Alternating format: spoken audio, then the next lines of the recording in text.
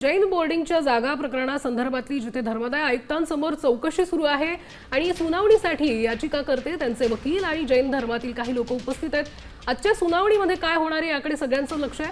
आपल्या प्रतिनिधीकडून आपण अधिकची माहिती घेऊयात। अक्षय बडवे आपल्यासोबत जोडले गेलेले आहेत। अक्षय, काय अधिकची माहिती आहे? या आयुक्तांकडे सुनावणी सुरू आहे आणि या सुनावणीमध्ये काय मुद्दे समोर येण्याची शक्यता आहे? पुण्यातील एच&डी जैन बोर्डिंग हॉस्टेल संदर्भात ही सुनावणी जी आहे ती सध्या मुंबईतल्या धर्मादाय आयुक्तांसमोर सुरू आहे।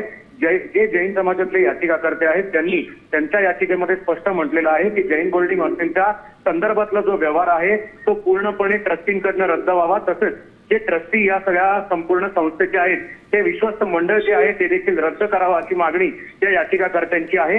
जी सुनावणी आहे त्याचा वकालतनामा जो आहे तो देखील आता धर्मादाय आयुक्तांनी रेकॉर्डवर घेतलेला आहे आणि सुनावणीला सुरुवात जी आहे ती झालेली आहे। त्यामुळे दोन्ही बाजूंचा युक्तिवाद आणि दोन्ही बाजूंच्या ज्या हरकती आहेत त्या या सुनावणी दरम्यान घेतल्या जातील आणि त्यानंतर जे धर्मादाय आयुक्त यांनी मागच्या वेळेस त्या संपूर्ण जागेवर जो स्टे दिला होता तो यंदा कायम राहतो का हे पाहणं तितकंच महत्त्वाचं असेल।